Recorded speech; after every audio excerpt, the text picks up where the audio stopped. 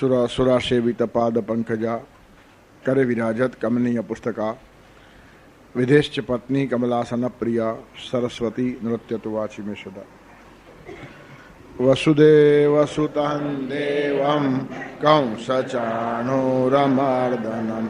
देवकी परमानन्दं कृष्णं वन्दे जगद्गुरुं प्रकृतिं स्वामवष्टभ्य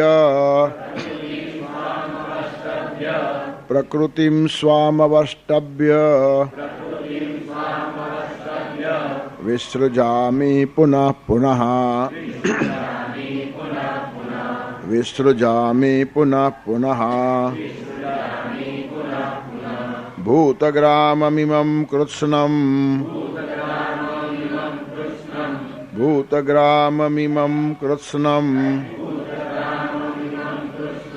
अवशं प्रकृतेर्वशात्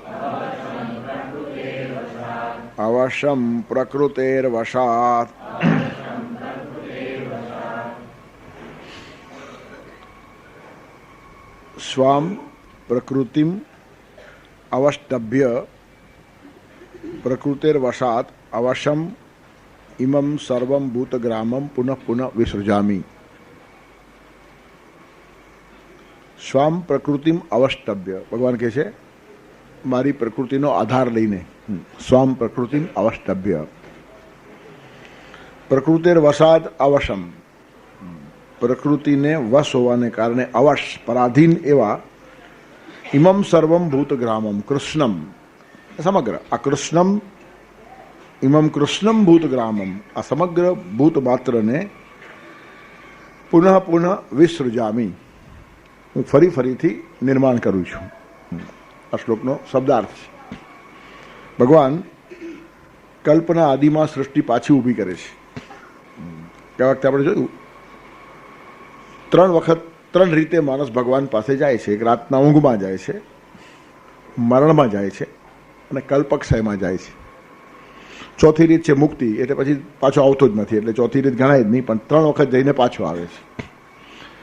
ઊંઘમાં પરમાત્મા પાસે અમુક કલાક માટે જાય પાછો આવે। ઊંઘમાં આપણે ક્યાં ગયા તેનો કોઈની પાસે જવાબ નથી। કોઈ વૈજ્ઞાનિક હજી સુધી ઊંઘની બહુ વ્યાખ્યા કરી શકતો નથી, અને જે વ્યાખ્યાઓ કરી છે તે વાંચ્યા પછી ઊંઘ જ આવે છે, બીજું કંઈ થતું નથી। તેથી ઊંઘ એટલે શું એ કેવું અઘરું છે, અને તે ઋષિઓ સંતો આચાર્યો કહી શક્યા છે કે ઊંઘ એટલે ભગવાન પાસે જવું। ચૈતન્યના મહાપ્રવાહમાં થોડી વખત માણસ જબોળાઈને પાછો આવે એટલે સ્ફૂર્તિ આવી જાય। સામાન્ય પાણીથી પણ તમે નાહો તો સ્ફૂર્તિ આવે છે, તો ચૈતન્યના પ્રવાહમાં માણસ નાહે તો કેટલી સ્ફૂર્તિ આવે। દિવસભરનો થાકેલો માણસ સવારના ઉઠ્યા પછી પાછો તાજો અને ફ્રેશ થાય છે। એનું કારણ જગદંબાનો હાથ ફર્યો, રાતે સુવાડી પ્રભાતે ઉઠાડતો, ઊંઘમહી સ્નેહ થકી સૌને સંભાળતો, તો ઉઠીને પહેલા પ્રણામ કરીએ, ઈશ્વરની સેવાને ના ભૂલીએ। આખી રાત પરમાત્મા આપણા ઉપર હાથ ફેરવે છે। માના હાથમાં એક તાકાત છે, તો જગદંબાના હાથમાં કેટલી તાકાત હોય। માનો હાથ ફરે તો પણ દીકરો તંદુરસ્ત થઈ જાય। એ વાત્સલ્યનો સ્પર્શ છે। તેથી જગદંબાનો પ્રેમ સ્પર્શ જે માણસ પામે, ન સમજતા પામે તો સ્ફૂર્તિ આવે, તો સમજીને જે માણસો ભગવાનના ખોળામાં જતા હશે, સૂતી વખતે હું ભગવાનના ખોળામાં જાઉં છું, આ ધારણાથી જે માણસ સૂઈ જાય, એટલે જ પ્રાર્થના કરીને સુવાનો આગ્રહ છે। સૂતી વખતે છેલ્લી પ્રાર્થના કરો, પ્રાર્થના પછી કશું નહીં, કોઈ કચરો મગજમાં આવવા જ ન દો। Your first appointment should be with God and your last appointment should be with God. સૂતી વખતે છેલ્લી એપોઇન્ટમેન્ટ ભગવાનની, અને સવારના ઉઠતાની સાથે પહેલી એપોઇન્ટમેન્ટ ઓની, પછી વચ્ચે જે કચરો આવે તે આવવા દો। પણ આદિ અંતે છે યન નાસ્તિ મધ્યાંતે બી તથા, આદિ અને અંતમાં ન હોય તે વચ્ચે બહુ પજવે નહીં। આપણને બધો કચરો પજવે છે, એનું કારણ સૂતી વખતે પણ કચરો લઈને સૂઈએ છીએ। દુનિયાભરનો કચરો મગજમાં રાખીને માણસ સૂઈ જાય। તમે રાતના જે લઈને સૂઈ જાઓ છો તે આખી રાત તમારી જોડે રહે છે। ત્યારે એવી વસ્તુ રાતના રાખો કે આખી રાત રહે તો સારું। તેથી અસ્તવ્યસ્ત ચિંતન, અસ્તવ્યસ્ત વિકૃતિઓ, અસ્તવ્યસ્ત વાતો, એ બધું મગજમાં લઈને માણસ સૂઈ જાય, થાકી જાય। ઊંઘમાં પણ જોઈએ તેવી સ્ફૂર્તિ મળતી નથી, એનું કારણ તે વખતે પણ આ કચરો છોડવા આપણે તૈયાર નથી। If your last appointment should be with God. છેલ્લા તમે જ્યારે આંખ મીચી ત્યારે ભગવાન સિવાય કોઈ તમારા જોડે ન હોવું જોઈએ. આ સમજણપૂર્વક જે સૂઈ જાય તેને અનંત ગણી સ્ફૂર્તિ મળે. અજાણતા સૂઈ જાય તો પણ માનો હાથ તમને પુષ્ટિ આપશે જ, પણ જાણીને સૂતા પછી જુદી મજા છે.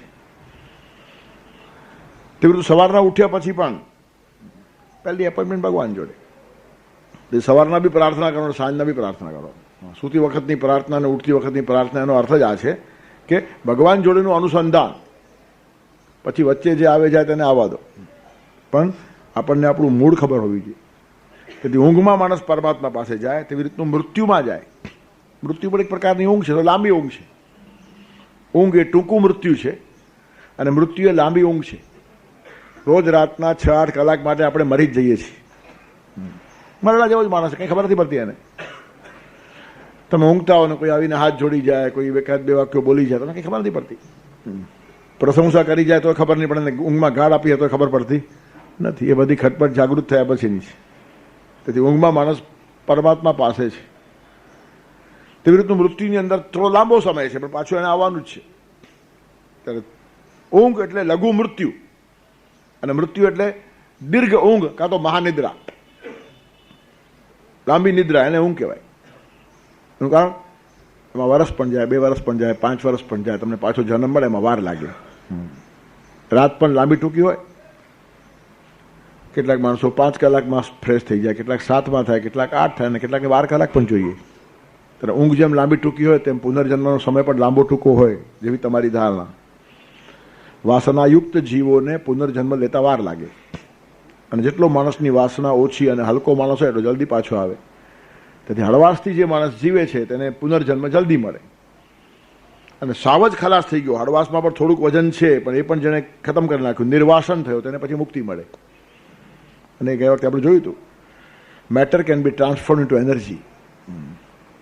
મેટરનું રૂપાંતર, જળ પદાર્થનું રૂપાંતર શક્તિમાં થાય છે. એ વિજ્ઞાને શોધ કરીને મુક્તિ કેટલી વાસ્તવિક છે તે સાબિત કરી આપ્યું છે. ખલાસ થવાની વાત છે.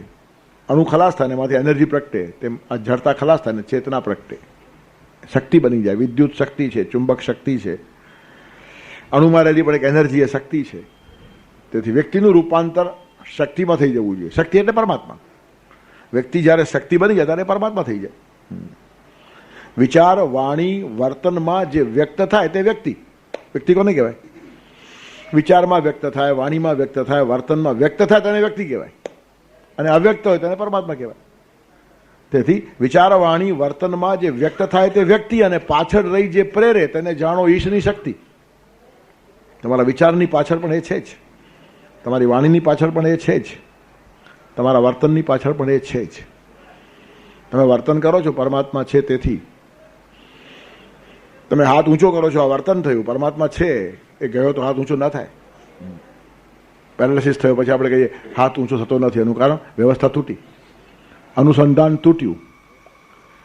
પેરાલિસિસ એટલે શરીરની જે ઓર્ગેનિક યુનિટી છે એ વ્યવસ્થા ખોરવાઈ જાય. એ શરીરની પણ ખોરવાઈ જાય, પરિવારની પણ ખોરવાઈ જાય, સમાજની પણ ખોરવાઈ જાય, અને ક્યારેક રાષ્ટ્રની પણ ખોરવાઈ જાય. તો રાષ્ટ્રને પણ પેરાલિસિસ થાય. કંઈ ગાડું હાલતું જ નથી. જેમ હાથ ના હાલે ને એમ રાષ્ટ્રમાં કશું હાલે જ નહીં. પેરાલિસિસ છે. ત્યારે ઈશ્વર એટલે એક વ્યવસ્થા છે. ઈશ્વર કોઈ વ્યક્તિ નથી. વ્યક્તિ આપણે છીએ. ઈશ્વર એટલે એક વ્યવસ્થા.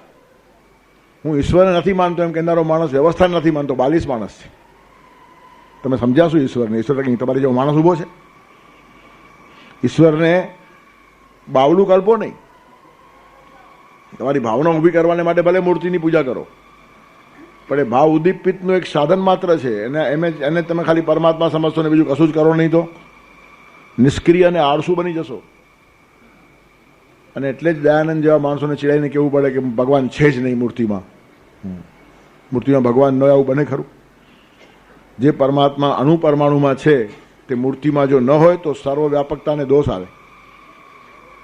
ભગવાન બધે જ છે પણ મૂર્તિ છોડીને, એનો અર્થ ક્યાંક તો નથી ને.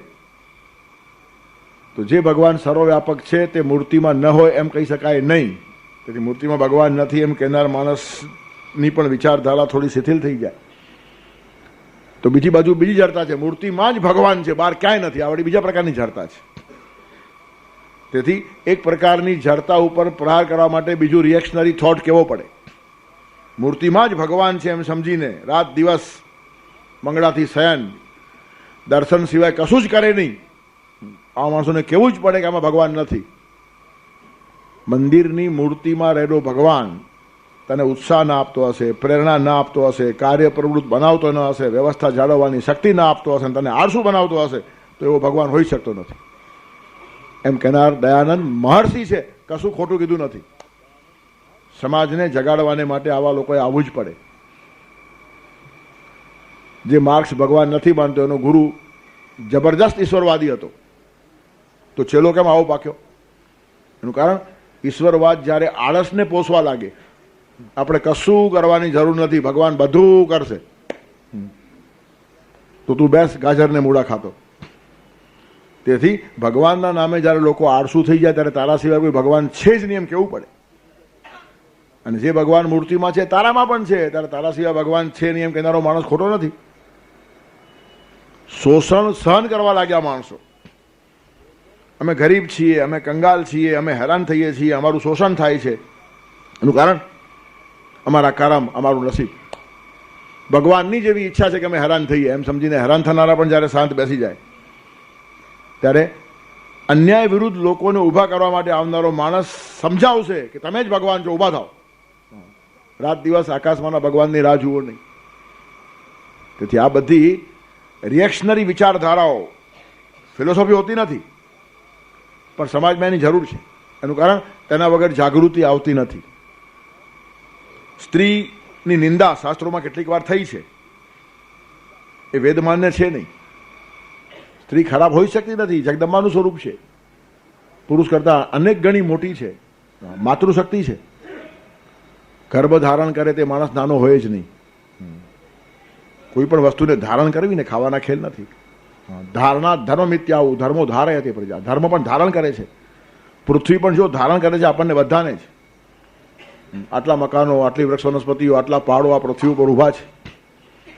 ધારણ કરે તે ધરિત્રી કહેવાય, ધારણ કરે તે ધર્મ કહેવાય. અને ધર્મ ધારણ કરનારી સ્ત્રી એ પણ જન્મદાત્રી છે, જન્મધાત્રી છે. તેથી એ હલકી છે એમ માન્યતા નથી. પણ રાત દિવસ એમાં જ જે માણસ મચી રહે તેને આગો કાઢવા માટે કેવું પડે કે શું તો આખો દિવસ આમાં પડ્યો છે, માંસ મીમાંસા કરે છે, હાડકા ચામડા ચરબીને માંસનો લોચો છે, એમાં શું રમ્યા કરે છે. આમ કહેવાનું શા માટે? એમાં મચીને બીજું કંઈ જ ન કરતો હોય તેને શીખવવાને માટે ક્યારેક આવી વાતો કરવી પડે. શાસ્ત્રો ખોટા નથી, પણ એ ફિલોસોફી નથી, એ રિએક્શન છે. એક વસ્તુનો અતિરેક થાય ત્યારે એની સામેની બીજી વસ્તુ પાવરફુલી મૂકવી પડે, અને એ સમાજની ધારણા કરનારા માણસોને ખબર પડે. અને વર્ષો પછી, સેંકડો વર્ષ પછી જ્યારે આ વાતનો અભ્યાસ થાય ને, ત્યારે અભ્યાસ કરનારો માણસ આટલો બેલેન્સ હોવો જોઈએ કે કોઈને અન્યાય ન થઈ જાય. કોઈ સ્ટેટમેન્ટ જો આવું મળી જાય શાસ્ત્રમાંથી તો એ કયા સંદર્ભમાં થયું સમજવું પડે, વિથ રેફરન્સ ટુ કોન્ટેક્સ્ટ. આંખ મીચીને કોઈ વસ્તુ વંચાય નહીં, એની પછવાડીની ધારણા જોવી જોઈએ. કેટલાક વાક્યો શાસ્ત્રોમાં આવવા મળે, અમુક માણસોના મોઢામાં શોભે નહીં. બહુ મોટો માણસ પણ આવી એકાદ વાત કીધેલી હોય, પણ એ શા માટે કીધી, કયા સંદર્ભમાં કીધી, કોની સામે ઊભા રહીને કીધી છે, બહુ ધ્યાનમાં આવવું જોઈએ. સાહસે શ્રી પ્રતિવસતી વાક્ય બહુ સારું છે. સાહસ વગર શ્રી નથી, સાહસ કર્યા વગર લક્ષ્મી મળતી નથી. માણસે સાહસિક થવું જ જોઈએ, પણ રેફરન્સ કાઢવો જોઈએ. મૃચ્છકટિક નાટક છે શૂદ્રકનું, તેમાં એક ચોર આ વાક્ય બોલે છે કે દિવાલ ફોડીને અંદર ઘૂસવાનું સાહસ ન હોય તો ચોરી થાય જ નહીં. એ વાક્ય બહુ સારું છે, પણ રેફરન્સ ભલતો જ છે. તો દિવાલ ફોડવાનું સાહસ કરવાનું અને બધાએ ચોર થવાનું. તેથી કેટલીક વખત ચોરના મોઢામાં પણ શું વાક્યો આવી જાય, અને કેટલીક વખત મોટો માણસ બોલતો હોય તો બી આપણને આશ્ચર્ય લાગે આવું કેમ બોલે છે, એને સમાજનો અભ્યાસ છે. ત્યારે તત્કાલીન સમાજનો અભ્યાસ કર્યા પછી કેટલીક આવશ્યક વાતો સમાજમાં કેવી પડે, અને એ જ્યારે કે શંકરાચાર્ય જેવો પોઝિટિવ આઉટલુકનો માણસ, કોઈ નેગેટિવ આઉટલુક શંકરાચાર્યનો છે જ નહીં, અને જે માનતો હશે એને શંકરાચાર્ય વાંચ્યા જ નથી. અતિશય પોઝિટિવ માણસ છે. પણ એ માણસે ભજગોવિંદમ જેવા સ્તોત્રમાં કેટલીક વાતો કેવી પડી. શું તું પડ્યો છે? અંગમ ગલિતમ પલિતમ મુંડમ દસનવિહીનમ જાતમ તુંડમ વૃદ્ધો યાતિક રહિતવા દંડમ તદપી ન મુંચતી આશા પિંડમ. અંગ ગલિત થશે, માથું પલિત થશે, દાંત પડી જશે, કરચલીઓ પડશે, ગરડો થશે, શરીર વાંકું વળી જશે, લાકડીને ચાલવું પડશે. શા માટે? તું જાગ એમ કહેવાને માટે. એ તો આમને આમ પડી જશે ને સડી જશે. જે શંકરાચાર્ય કામસૂત્ર પર મંડન મિશ્રની પત્નીએ પૂછેલા પ્રશ્નોનો જવાબ આપવાને માટે 6 મહિના સંસાર ભોગવી આવ્યા છે, પરકાયા પ્રવેશ કરીને એક રાજાના શરીરમાં ગયેલા. કારણ કે જવાબ કેવી રીતના આપે? મહિનાની તિથિઓમાં કઈ તિથિના સ્ત્રીના શરીરમાં ક્યારે કામ હોય છે, આ તિથિ અહીંયા કામ હોય છે, આ તિથિ અહીંયા કામ હોય છે. ત્યારે આખા શરીરમાં કામ રોજ બદલતો જાય, જેમ ચંદ્રની તિથિ બદલે ને તેવી રીતનું સ્ત્રીના શરીરમાં કામ ફરતો હોય છે. ત્યારે કયા ઠેકાણે કામ છે એ સંન્યાસી માણસ કેવી રીતનું કહી શકે? તો જે માણસ કામસૂત્ર ઉપરના જવાબો આપી શકે તે માણસ સ્ત્રીને ખરાબ માની છે ખરો? અને છતાં એને કીધું છે નારી સ્તન પર નાભિનિવેશમ મિથ્યા માયા મોહા વેશમ એતન માંસવસાદી વિકારમ. મનસ વિચાર વારંવાર વિચાર કર છે શું આ સ્ત્રીમાં? નારી સ્તન પર નાભિનિવેશમ મિથ્યા માયા મોહા વેશમ એતન માંસ વસાદી વિકારમ. માંસ અને વસા એટલે ચરબી. ચરબી અને માંસના વિકાર સિવાય સ્ત્રી કશું જ નથી. તું શું મચી રહ્યો છે એમાં? પણ એ કોના માટે કહ્યું છે? મચી રહેનાર માટે. ત્યારે મચી રહેવું જુદું અને માણવું જુદું. મચી રહેનારા માણસો માણી જ શકતા નથી. ભોગાસક્ત માણસને ભોગનો આનંદ છે જ નહીં. ભોગનો આનંદ અનાસક્ત માણસને જ છે. અલિપ્ત રહેનારો માણસ જેટલું ભોગવી શકે છે એટલો મચી રહેનારો માણસ ભોગવી શકતો નથી. એ માણસ સાથેનો અભ્યાસ કરીને ખબર પડે છે. ઓન ધ કોન્ટ્રરી અતિ પરિચયાત અવજ્ઞા નિર્માણ થાય, ઘૃણા નિર્માણ થાય. તેથી સંયમમાં જ સાચું સુખ છે. ભોગમાં પણ સુખ નથી ને ત્યાગમાં પણ સુખ નથી. ભોગી માણસ લંપટ થઈ જાય, ત્યાગી માણસ નિરસ થઈ જાય, સંયમી માણસ સુંદર થઈ જાય. ત્યારે સૌંદર્યની ઉપાસના સંયમમાં છે. ભારતીય સંસ્કૃતિ ત્યાગની છે એમ બોલવા ખાતર બોલાય, ખરેખર સંયમની છે. ભોગની ભારતીય સંસ્કૃતિએ ના પાડી જ નથી. તેને ત્યક્તેને પુંજિતા આહા. ત્યાગ કરીને ભોગવ એટલે ભોગવવાની વાત તો છે જ, પણ એની મર્યાદાને સમજ. અને બધું જ સૌંદર્ય છે ને મર્યાદામાં છે. મર્યાદા છોડ્યા પછી કોઈ સુંદરતા નથી. અને મર્યાદા છે એક પ્રકારનું બેલેન્સ છે. જૂના કાળની રાજસ્થાની સ્ત્રી કપડાનો છેડો પેટ સુધી કે કમર સુધી આવી જાય આટલો ઘૂમટો તાણતી હતી. એ સ્ત્રી સુંદર નહોતી. અને હવે માથા પર કશું જ રાખતી નથી, તે સ્ત્રી પણ સુંદર નથી. ત્યારે સુંદર કોણ છે? ઘૂંઘટમાંથી જેનો ચહેરો અડધો દેખાય ને અડધો ન દેખાય. આ સંયમ છે. કાઢી નાખવું. તદ્દન નગ્ન સ્ત્રી સારી લાગતી નથી, અને ગુણીમાં વીટેલી હોય તેવી પણ સારી લાગતી નથી. તો સૌંદર્ય ક્યાં છે?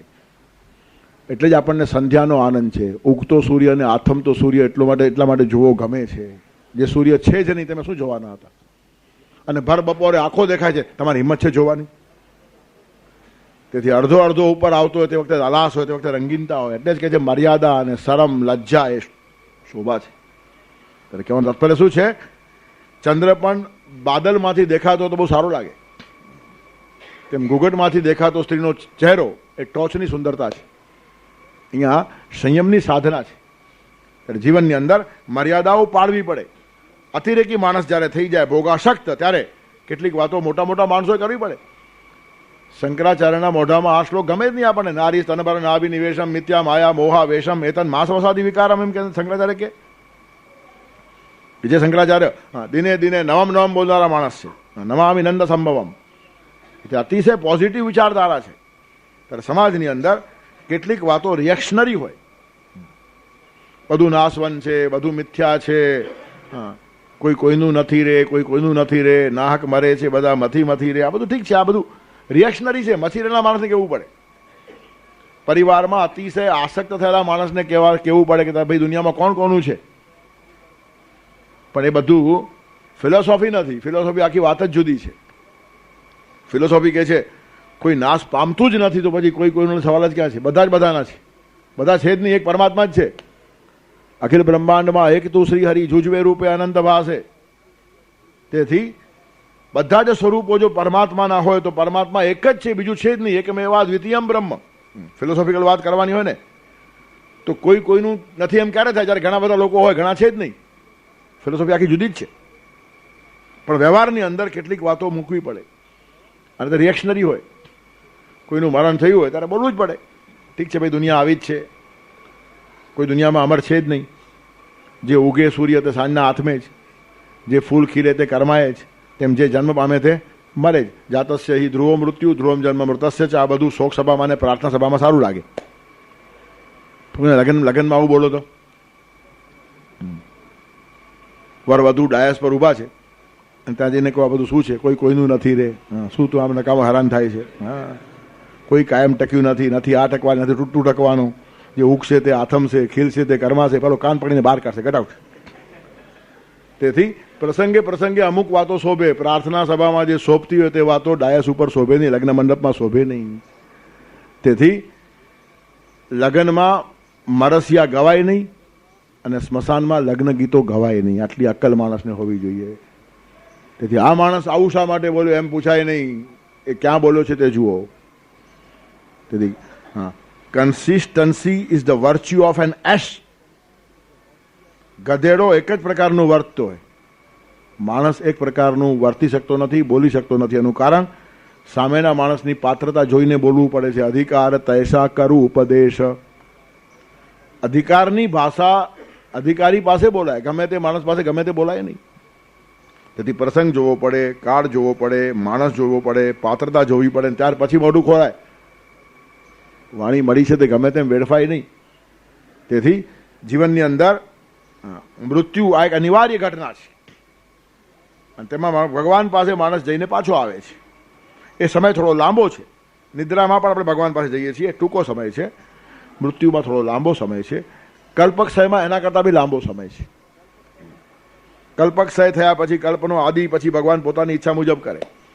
એમાં ગમે એટલા વર્ષો જાય, 100, 200, 500, 1000, 2000 વર્ષ બી જાય, સવાલ નહીં.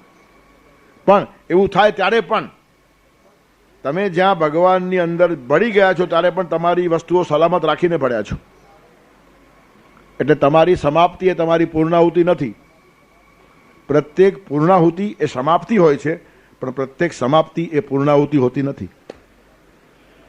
પૂર્ણ થયા પછી જ સમાપ્ત થાય છે એવું નથી. એમને એમ સમાપ્ત થાય માણસ પૂર્ણ થયા વગર. પૂર્ણ થયા વગર જ મોટા ભાગના માણસો સમાપ્ત થતા હોય છે.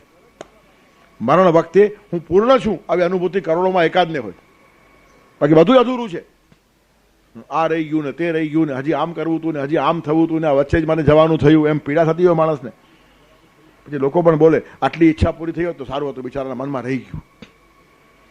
એમ બોલનારના મનમાં પાછું ઘણું છે. એના મનમાં રહી ગયું એમ કે છે, પોતાના મનમાંથી કાઢતો નથી, પાછો પોતે આવો જ મરવાનો છે. મજા તો આખી આ છે. અહની અહની ભૂતાની ગચ્છંતિ ચ હિમાલયે શેષા સ્થવિરમિચ્છંતિ કે આશ્ચર્ય માતા પરમ. યુધિષ્ઠિર યક્ષ પ્રશ્નોત્તરીમાં યક્ષના એક પ્રશ્નનો જવાબ આપે છે. યક્ષે પૂછેલું આશ્ચર્ય શું છે જગતની અંદર? ત્યારે યુધિષ્ઠિર કહે છે આ આશ્ચર્ય છે કે અહની અહની ભૂતાની ગચ્છંતિ ચ હિમાલયે. રોજ રોજ કેટલાય માણસો યમદ્વારે જાય છે, કેટલાય માણસો મરે છે, પણ એને ખભો આપીને પહોંચાડી આવનારા બધા જ માણસો પાછા પોતાને અમર સમજે છે. એના કરતાં બીજું આશ્ચર્ય કયું હોય? 100-200 માણસોને પહોંચાડી આવ્યા પછી આપણે પણ જવાનું છે વિચાર જ માણસને આવતો નથી. એના કરતાં ખરેખર આશ્ચર્યકારક ઘટના બીજી હોઈ શકતી નથી. તેથી એ અધૂરો રહી ગયો, એની મનોકામના રહી ગઈ, એની વાસના અતૃપ્ત રહી, એને બિચારાને આ ઈચ્છા હતી છોકરો પરણી ગયો તો સારું હોત, જરા વહુનું મોઢું જોઈને જાત. વહુનું મોઢું જોયું તો હજી 2 વર્ષ ટક્યો હોત તો પૌત્રાને રમાડીને જાત. There is no end to it. અધુરાશ એ કાયમ રહેવાની છે. તેથી પ્રત્યેક સમાપ્તિ એ પૂર્ણાહુતિ નથી, પણ પૂર્ણાહુતિ એ સમાપ્તિ છે. જે માણસ પૂર્ણ જ છે ને એ ગમે ત્યારે સમાપ્ત થાય, અધૂરો છે જ નહીં. તેથી પૂર્ણાહુતિ થવી જુદી અને સમાપ્તિ થવી જુદી. કોઈ કામ શરૂ થાય એની સમાપ્તિ થાય જ છે, પૂર્ણાહુતિ થાય કે નહીં કોને ખબર. ઘણા કામો અધૂરા હોય તો પણ સમાપ્તિ કરવી જ પડે ને. 7 દિવસની કથા હોય, 50 લાખ ભેગા કરવાના હોય, ન થયા, 25 લાખ થયા તો કથા પૂરી કરવી જ પડે. એટલે કથાની સમાપ્તિ થઈ પણ 50 લાખ પૂરા થયા નહીં. ત્યારે સમાપ્તિ અને પૂર્ણાહુતિ વચ્ચેનો ભેદ કહું છું. આ તો એક જલ્દી સમજાય એટલા માટે ઉદાહરણથી કે ટાર્ગેટ હતું 50 લાખ અને થયા કેટલા? 25 લાખ. તો હવે કથા સમાપ્ત નહીં થાય? સમાપ્ત થાય, પણ પૂર્ણાહુતિ થઈ નહીં. એનું કારણ જે પૂરી આહુતિ આપવાની તે અપાઈ નહીં, અધૂરી આહુતિથી સમાપ્તિ થાય. તેમ આપણા જીવનની પણ અધૂરાશથી સમાપ્તિ થાય, પૂર્ણાહુતિ થતી નથી. પૂર્ણાહુતિ થાય એટલે મુક્તિ, પછી પાછા આવવાનું કારણ જ નહીં. તેથી મેં 4 વાતો કીધી: ઊંઘ, મૃત્યુ, કલ્પક્ષય અને મુક્તિ. ત્યારે ઊંઘની અંદર ટેમ્પરરી ભગવાન પાસે આપણે જઈએ છીએ, સમજદારીપૂર્વક જઈએ તો વધારે આનંદ, વગર સમજ જઈએ તો પણ માનો હાથ ફરે એટલે થોડીક શક્તિ તો મળે છે. મૃત્યુની અંદર થોડો વધારે સમય લાગે છે, પણ ત્યાંથી પાછા આવવાનું જ છે. કલ્પક્ષયમાં એના કરતાં વધારે સમય છે, પણ ત્યાં પણ પૂર્ણાહુતિ નથી, માત્ર સમાપ્તિ છે. એનું કારણ આપણું પોટલું સાથે જ છે. 100, 200, 500 વર્ષ આ પૃથ્વી ઉપર કંઈ ન હોય, બધા ભગવાનમાં ભળી જઈએ, પણ બીજ આપણું કાયમ છે. તેથી આવતીકાલે આવ્યા પછી તેવું જ વૃક્ષ થવાનું. પ્રત્યેક વૃક્ષ બીજમાં સમાવિષ્ટ છે.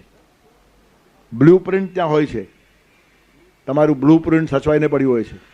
તેથી કલ્પક્ષય પછી પાછો જ્યારે કલ્પનો આદિ થાય ને, ત્યારે કયા કર્મો? એ તમારા જ કર્મો છે. બ્લુ પ્રિન્ટની અંદર હોય તો પછી આખું નકશા રૂપે બહાર આવે. ત્યારે બીજમાં આખા વૃક્ષની બ્લુ પ્રિન્ટ છે. સામાન્ય શુક્રબિંદુની અંદર આખા માણસની બ્લુ પ્રિન્ટ છે. આ માણસ કેવો જન્મશે એક બિંદુમાંથી નક્કી થાય. ગર્ભધારણ થાય ને આખો આકાર આવે. તેથી પ્રત્યેક ઠેકાણે સમગ્ર આ વિશ્વ છે ને એ કોસ્મોસ છે, કેઓસ નથી, અંધાધૂંધી નથી, એક વ્યવસ્થા છે. અહીંયા કશું અનાયાસ અઠ્ઠે બનતું નથી, અહીંયા કોઈ અકસ્માત નથી. એક એક ઘટનાની પછવાડે સુનિયંત્રિત યોજના છે, અને ઈશ્વરનું બીજું નામ છે વ્યવસ્થા.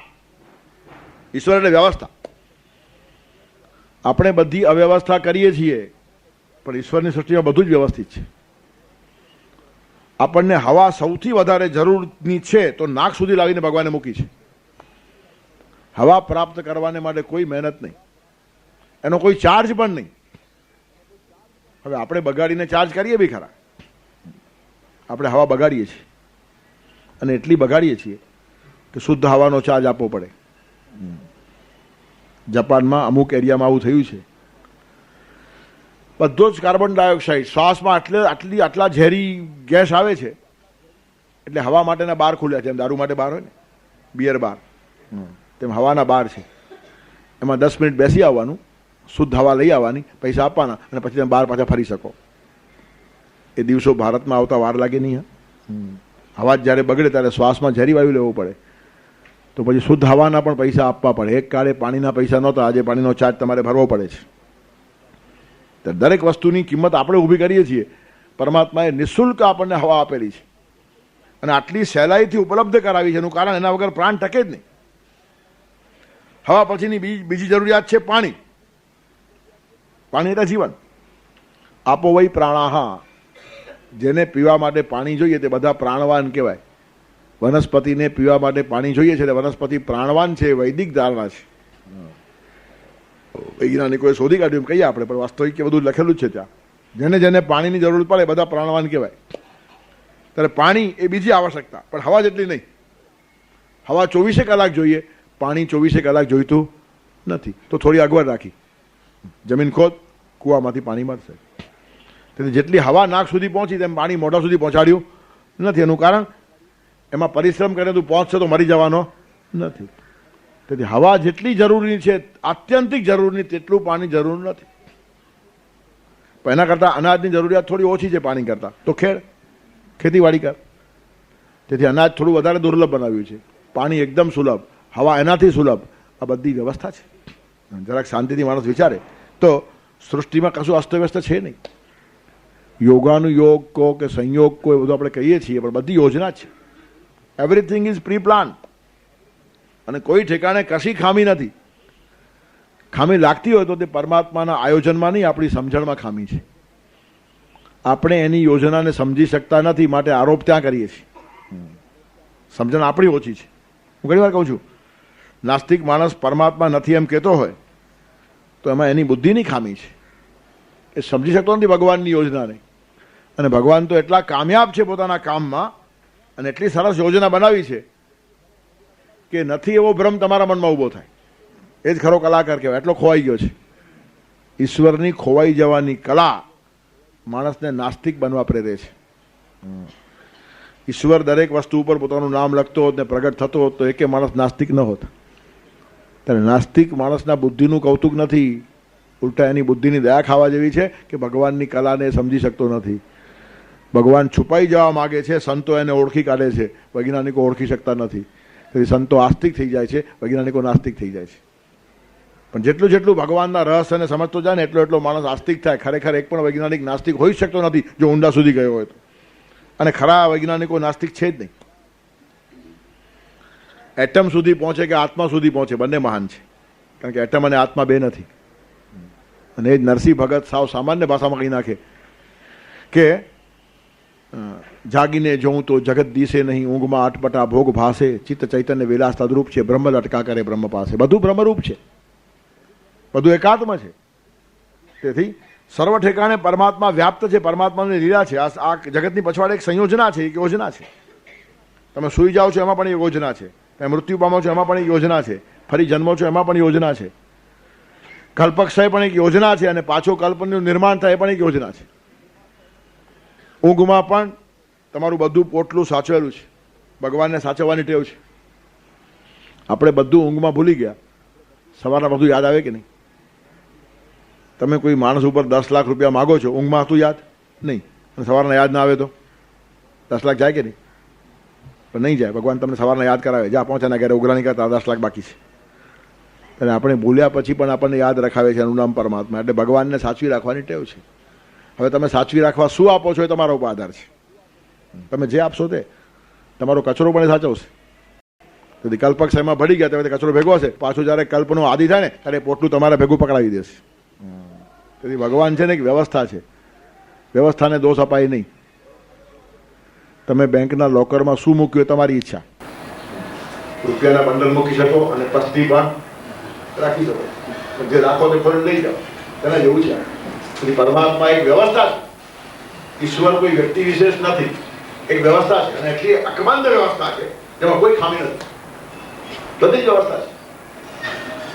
સૂર્યના તાપથી સમુદ્રના પાણીનું બાષ્પીભવન થાય છે, આ વ્યવસ્થા છે. એનાથી વાદળ બંધાય છે, આ વ્યવસ્થા છે. એનાથી વરસાદ પડે છે, આ વ્યવસ્થા છે. આપણી જરૂરિયાત છે. અને ખારું પાણી પણ જરૂરી છે. હા, બધું અસ્તવ્યસ્ત છે, મીઠા પાણીની અછત છે, અને આખો દરિયો ખારા પાણીથી ભરેલો છે. શું બધી વ્યવસ્થા છે! અરે પણ ખારા પાણી ઉપર જીવનારા આપણા કરતાં વધારે જંતુઓ છે. આ વિશ્વની અંદર માઇનોરિટીમાં છે માણસ. આપણે ભલે કહીએ ઓવર પોપ્યુલેશન, પણ કંઈ વિશ્વમાં ઓવર પોપ્યુલેશન છે નહીં. કેટલાક દેશમાં બાળકો ન જન્મે એના પ્રયત્નો થાય છે, ને કેટલાક દેશમાં બાળક જન્મે તેના ઇનામ અપાય છે. આવો દેશ પણ આજે છે. તેથી અસ્તવ્યસ્ત ગોઠવાઈ ગયા છે. એક ઠેકાણે ભેગા થઈ જાય તો કીર્તિ દેખાય. પણ દુનિયા એટલી વિશાળ છે, અને આખો બ્રહ્માંડ જ્યારે જોઈએ છીએ ત્યારે અનંત જીવ જંતુઓની સામે માણસ માઇનોરિટીમાં છે. અબજો જીવો સમુદ્રમાં જીવે છે, અને તે બધા ખારા પાણી ઉપર જીવે છે, ને એ પણ ભગવાનના લાડકા છે. એની વ્યવસ્થા ભગવાને કરવી પડે. તેથી ખારું પાણી શા માટે બનાવ્યું એ આપણે આપણા માપથી વિચારીએ છીએ. ભગવાનને આખી દુનિયાનો વિચાર કરવાનો છે. દરેક માણસ પોતાના માપથી જોતો હોય. ઈરાન દેશમાં એક આવી રીતની નાનકડી કથા છે. દેડકાઓને કાદવ ખૂબ ગમે, ત્યારે બધા દેડકાઓએ ભેગા કરીને ભગવાનને પ્રાર્થના કરી, ભેગા થઈને, કે ભગવાન આ નકામો પાણીનો વરસાદ શું કામ પાડો છો? આકાશમાંથી કાદવનો વરસાદ થવા દો. હવે એમની પ્રાર્થના જો ભગવાન સાંભળે તો આપણા હાલ શું થાય? પાણી મળવાનું બંધ થઈ જાય, અને કાદવ પડે એટલે બહાર નીકળવાનું બંધ થાય. વરસાદના 4 છાંટા પડતા હોય તો માણસો કેટલાક બહાર નીકળતા નથી. તો કાદવ પડે તો શું થાય? અને ખાવા પીવાનું શું થાય આપણું? રાજહંસોને મોતી બહુ સારા લાગે, ત્યારે બધા રાજહંસોએ ભેગા થઈને ભગવાનને પ્રાર્થના, ભગવાન આકાશમાંથી મોતીનો વરસાદ થવા દો. હવે પાણીને બદલે મોતીનો વરસાદ થાય, ચાલે આપણને? મોતી નથી ખાવાતા, નથી પીવાતા, ત્યારે ન પીવા પાણી મળે, ને ખાવા અનાજ મળે, મોતીને કરવાનું શું? તેથી રાજહંસો મોતી માગે, દેડકો કાદવ માગે, પણ ભગવાન કોઈનું ન સાંભળતા પોતાને ઠીક લાગે તેમ કરે. એટલે ભગવાને પાણીનો વરસાદ પાડ્યો અને બધાને સંતોષ આપ્યો. પાણીનો વરસાદ થયો એટલે આપણને પાણી મળ્યું, અનાજ ઉગ્યું તેથી આપણને અનાજ મળ્યું, ખેતીવાડી થઈ. અને ધૂળમાં પાણી પડવાથી કાદવ થયો, દેડકાઓનું કામ પણ ભગવાને કર્યું. અને સ્વાતિ નક્ષત્રમાં સુકતી છીપમાં જે બિંદુ જરાઈ જાય તે મોતી બની જાય, રાજહંસનું કામ પણ થઈ ગયું. ત્યારે અમને મોતી જોઈએ છે એમ કહો, આખી દુનિયામાં મોતીનો વરસાદ પાડો એમ ન કહેવાય. આપણી પ્રાર્થના આપણા પૂરતી સીમિત જોઈએ. દેડકાઓ કાદવ માગી શકે, પણ કાદવનો વરસાદ પાડો એમ ન કહેવાય. એનું કારણ કાદવ સિવાય પણ બીજા વરસાદની જરૂર છે, એવો મોટો વર્ગ છે, પણ આપણને કશું ધ્યાનમાં આવતું નથી. આપણે આવી જ ભલતી પ્રાર્થનાઓ ભગવાન પાસે કરતા હોઈએ. સારું છે, ભગવાન આપણી પ્રાર્થના સાંભળતા નથી. ભગવાન જો આપણી પ્રાર્થના સાંભળે તો હાલ હવાલ થઈ જાય. કેવી કેવી પ્રાર્થનાઓ કરે છે માણસો, ભલતી જ પ્રાર્થનાઓ. અસ્તવ્યસ્ત માણસો છે. પોતાની પત્ની છોડીને એક બીજી બાઈ રાખેલી એક માણસે, રખાત, અને રખાતનો પ્રેમ પોતા ઉપર કાયમ રહે એટલે સત્યનારાયણની કથા કરાવી. બોલો શું કરવાનું? કેવા કેવા કામમાં ભગવાનને વાપરે છે. રખાતનો પ્રેમ મારા ઉપર ઓછો ન થાય એવું ભગવાન કર, સત્યનારાયણનો શીરો ખવડાવીશ તને. એટલે આપણે ભગવાનને ક્યાં ક્યાં વાપરીએ, વપરાય કે નહીં એ ભગવાન બરાબર સમર્થ છે એટલે વાંધો નથી, બાકી નહીં તો માણસો એના હાલ હવાલ કરી નાખે. અહીંયા જો લાંચ આપી શકાય ત્યાં કેમ ના આપી શકે એવું માનીએ છીએ આપણે. આપણી લાંચ આપવાની ટેવ બહુ જૂની છે. પ્રકૃતિર વસાત, પ્રકૃતિને સ્વાધીન છીએ આપણે, એટલે અવશ છીએ, લાચાર છીએ. ભગવાન પાસે જઈ આવ્યા પછી પણ આપણે હલકા કેમ છીએ એનો જવાબ અહીંયા આપે છે કે તમારું પોટલું જ મારી પાસે આવું આવ્યું છે કચરાવાળું, કરવાનું શું? તમે પ્રકૃતિને વશ છો, સ્વભાવથી બહાર આવતા જ નથી. સ્વભાવ તમારો આવી રીતનો વિચિત્ર ઘડાઈ ગયો છે અને એ પોટલું આપણને સારું લાગે છે. કોઈ માણસ પોતાનું પોટલું છોડવા તૈયાર નથી. સુદામા કૃષ્ણ ભગવાન પાસે ગયા ત્યારે પોતાની પોટલી બગલમાં દાબી નાખેલી, આપતા નથી. પછી ભગવાનને ખેંચીને લેવી પડે છે, ખેંચીને લે છે અને લીધા પછી આખી સોનાની સુદામપુરી આપે છે. બરાબર આ જ વર્ણન રામરક્ષામાં બુદ્ધ કૌશિક ઋષિએ કર્યું છે કે ભગવાન કેવા છે? આપદામ અપહર્તારમ દાતારમ સર્વસંપદામ લોકાભિરામમ શ્રીરામમ ભૂયો ભૂયો નમામ્યહમ. ફરીથી હું ભગવાનને પગે લાગુ છું. એનું કારણ ભગવાનને આપત્તિ ખેંચી લેવાની ટેવ છે અને સંપત્તિ આપવાની ટેવ છે. પણ આપણને આપત્તિનું પોટલું એટલું સરસ લાગતું હોય છે આપણે બગલમાં દબાવી રાખીએ છીએ. પરાણે ભગવાન ખેંચે ત્યારે આપણને દુઃખ થાય છે. આપણને મળેલી કેટલીક વાતો આપણી પાસેથી ચાલી જાય ત્યારે આપણને અવશ્ય દુઃખ થાય, પણ પછી ખબર પડે કે આપણે મેળવેલું ગયું પછી ભગવાનના પ્રસાદ તરીકે મળ્યું એમાં જ ખરી પ્રસન્નતા છે. આપણે મેળવેલામાં પ્રસન્નતા હોતી નથી, એ ભોગ હોય છે. રોગ સિવાય કશું આપી શકે નહીં અને ભગવાન આપે છે તે પ્રસાદ હોય છે. પ્રસન્નતા સિવાય કશું આપી શકે નહીં. જે મેળવવાનું છે તે પરમાત્મા પાસેથી મેળવવાનું છે, પણ આપણું પોટલું પકડી રાખવાનો આપણો સ્વભાવ થયો છે. પ્રકૃતિર વસાત આવશમ. આપણે પ્રકૃતિને વશ છીએ, સ્વભાવને વશ છીએ અને તેથી લાચાર છીએ. સ્વભાવનો ગુલામ સૌથી વધારે લાચાર હોય છે. તમે કોઈ શેઠના ગુલામ હો, કોઈ શ્રીમંતના ગુલામ હો, કોઈ સત્તાધીશના ગુલામ હો, તેના કરતાં સ્વભાવના ગુલામ છો બહુ હલકા છો. આત્મવિજય એ સૌથી મોટો વિજય છે. જેણે જાત જીતી તેને જગત જીત્યું. જેનો પોતાના સ્વભાવ ઉપર નિયંત્રણ છે એનાથી મોટો માણસ જગતમાં છે જ નહીં.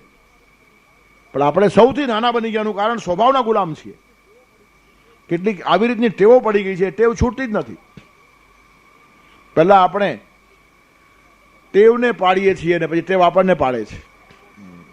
જેટલી હલકી ટેવો પાડશો એટલા પડશો.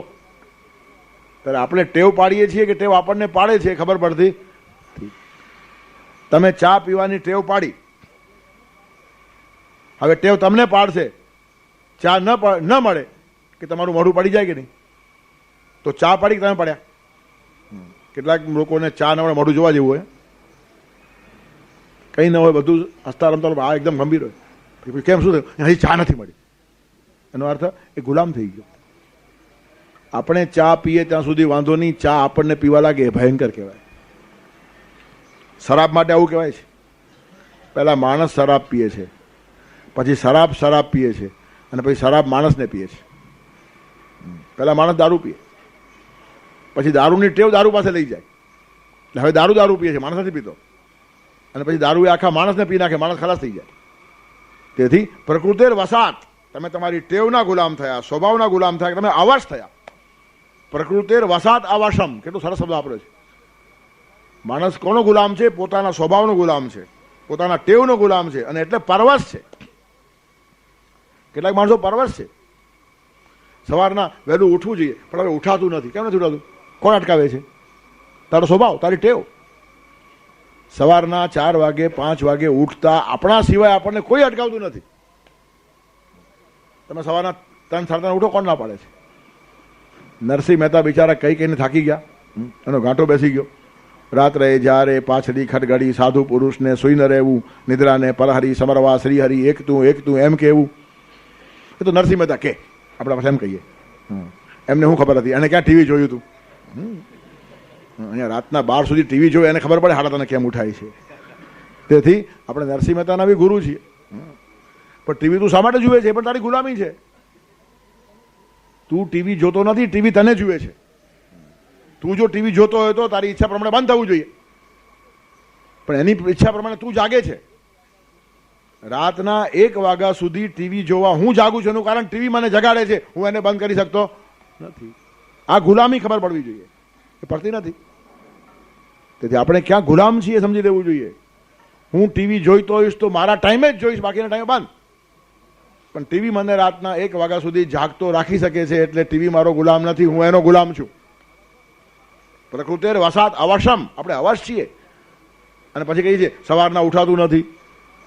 પછી કેટલાક ડાયા એનાથી આગળ વધે, ઉઠાતું નથી નહીં, ઉઠવું જ નહીં જોઈએ. કોણે કીધું ઉઠવું જોઈએ? કાંઈ જરૂર નથી. આવડી બધી દોઢ ડાયા. માઇનસ કોમન સેન્સ, પછી આ પ્લસ નોનસેન્સ વાળા છે. સવારના 4 વાગે ઉઠવું જોઈએ એવી ભગવાનની ઈચ્છા હોય તો ભગવાન સૂરજને 4 વાગે નહીં મોકલાવતે? ભગવાન સૂરજ 7 વાગે મોકલાવે છે, એટલે ભગવાનની ઈચ્છા છે કે 7 વાગે જ ઉઠવું. એનાથી વહેલા ઉઠવું એ ભગવાનની ઈચ્છાનો વિરોધ છે. આ ભયંકર માણસો છે, પોતે સૂઈ જાય અને બીજા 4 ઉઠેલાને પણ સુવાડી દે.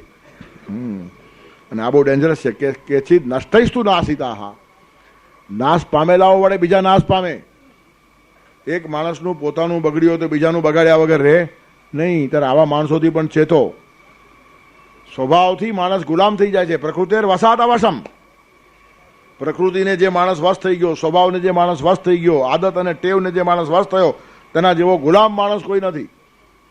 થતું જ નથી, શક્ય જ નથી એમ એ માણસ બોલવા જ લાગે. ગુલામ છે. એક બની ગયેલી ઘટના કહું, વર્ષો થયા, 25-30 વર્ષ પહેલાની વાત હશે. તે વખતે મુંબઈની ઘણી સ્કૂલોમાં, કોલેજોમાં જતો હતો હું કાર્યક્રમો આપવાને માટે. શિક્ષકો પાસે બેસું, વિદ્યાર્થીઓ પાસે બેસું. ત્યારે એક વખત શિક્ષકોની મિટિંગ થઈને પછી પ્રિન્સિપાલ પાસે બેઠેલા ઓફિસમાં. ત્યારે પ્રિન્સિપાલ મને કહે છે કે હરિભાઈ, અમારા સ્કૂલમાં એક ટીચર છે, બહુ સારા છે, પોતાના વિષય ઉપર એની માસ્ટરી છે, પણ કોણ જાણે શું છે, 365 દિવસમાં એકે દિવસ ટાઈમસર આવતા નથી. 7:15 થી 12:15 અમારી સ્કૂલનો ટાઈમ છે. વધારે મોડું પણ કરતા નથી, પણ 5-10 મિનિટ મોડા આવે છે. 7:20 આવે, 7:25 આવે, 7:20 આવે, 7:25 આવે. એક દિવસ અમને એવો નહીં મળે કે 7:15 આ માણસ આવ્યો હોય. ખરેખર તો 7:15ની સ્કૂલ હોય તો એક ટીચર 7:10 સ્કૂલમાં હોવો જ જોઈએ, વિદ્યાર્થીઓનું સ્વાગત કરવા માટે. કેટલું સારું લાગે. શિક્ષક અમારું સ્વાગત કરે છે, એમ વિદ્યાર્થી ઉભો હોય, ભાવ ઊભો થાય. શનિવારે રજા પડે ને તો છોકરાઓને દુઃખ લાગવું જોઈએ કે આવતીકાલે રવિવાર છે, શિક્ષકનો ચહેરો જોવા નહીં મળે. આવું થાય છે. ઘંટ વાગ્યા પછી છોકરાઓ સ્કૂલમાંથી જે રીતે ભાગે છે ને, જાન છૂટી એમ લાગે છે. એવા ભાગે. ખરેખર તો એવા ભાગતા ભાગતા સ્કૂલમાં આવવા જોઈએ. સ્કૂલમાં આવતી વખતે જે ઝડપ હોવી જોઈએ ત્યાં પગ ઉપડતો જ નથી. ધીરે ધીરે હવે જવું પડશે. ચાલો પાછું આ જ ડાચું જોવાનું. શિક્ષકના ચહેરા ઉપર પ્રસન્નતા હોવી જોઈએ, સ્વાગત હોવું જોઈએ, આવકાર હોવો જોઈએ. તેથી સમયની પાબંદી આ મોટી ચીજ છે. આપણે સમયનું પાલન નથી કરતા એટલે આપણે અનિયમિત નથી, ચરિત્રહીન છીએ. નિયમિતતા એ ચરિત્રનો એક ભાગ છે. It's A character. અનિયમિતતાથી આખું રાષ્ટ્ર ખલાસ થઈ જાય. લાખો કરોડો અબજો માણસો જ્યારે રાષ્ટ્રમાં કામ કરતા હોય અને પ્રત્યેક માણસ જો 5-2 કલાક બગાડે તો કલ્પના કરો. 35 મિનિટના પીરિયડમાં એક શિક્ષક 5 મિનિટ ક્લાસમાં મોડો જાય, 5 મિનિટ આડી અવડી વાતોમાં કાઢી નાખે. છેલ્લી 5 મિનિટ હવે પૂરું થયું, કાલે જોશું, એટલે 15 મિનિટ ગઈ કે નહીં? 35 મિનિટમાંથી 15 મિનિટ ગઈ, 20 જ મિનિટ મળી અને 15 મિનિટ એક છોકરાની ગઈ. એવા 60 છોકરાઓ ક્લાસમાં બેઠા છે. કેટલા કલાકને સત્યાનાશ કર્યો એને? કેટલા વેલ્યુએબલ અવર્સ છે. આ તો એક નમૂનો ખાલી કીધો. ટ્રેન કારણ વગરની લેટ થાય, 6 કલાક લેટ, 8 કલાક લેટ, 10 કલાક લેટ, 2000 માણસોનો સત્યાનાશ થઈ ગયો. અને રોજ કારણ હોતા નથી અને નિયમિત થઈ શકે છે એવું આપણને જોવા મળેલું છે. ઇમરજન્સી હતી, એક પણ ટ્રેન મોડી નહોતી આવતી. કલકત્તાથી મુંબઈ 36 કલાકમાં ટ્રેન આવે અને 36 કલાકને 5 મિનિટ થાય તો લેખિતમાં આપવાનું કે મોડું શા માટે થયું. અને એ જો એમ કે સિગ્નલ નહોતું તો સિગ્નલ વાળો લેખિતમાં આપે સિગ્નલ શા માટે નહોતું. તો 5 મિનિટ ટ્રેન ટર્મિનસની બહાર ઊભી રહેતી પણ રાઈટ 9 વાગે અંદર ઘૂસે છે. એવું જો 19 મહિના થયું હોય તો કાયમ કેમ ના થાય? એનું કારણ આપણે પ્રકૃતિ વસાત અવશમ છીએ. ધાક ધમકીથી સીધા ચાલવાની આપણને ટેવ પડી છે. જે વસ્તુ દાદાગીરીથી ઇમરજન્સીમાં થાય તે સમજદારીપૂર્વક પ્રેમથી અને માણસાઈથી કેમ ના થાય? આ જ ગીતાકારને કેવું છે. ગીતાને દાદાગીરી ગમતી નથી. ઇમરજન્સી કોઈને ગમે નહીં. માણસ ગુલામ થઈ ગયો. તેથી લાકડી પછવાડે હોય તો ઢોર સીધો ચાલે અને બંદૂક પોલીસની પછવાડે તો માણસ સીધો ચાલે. તો ઢોરમાં અને માણસમાં ફરક શું? પશુને ભરવાડ જોઈએ છે ને માણસને પોલીસ જોઈએ છે. ભરવાડ વગર ઢોર સીધો ચાલે નહીં અને પોલીસ વગર માણસ સીધો ચાલે નહીં.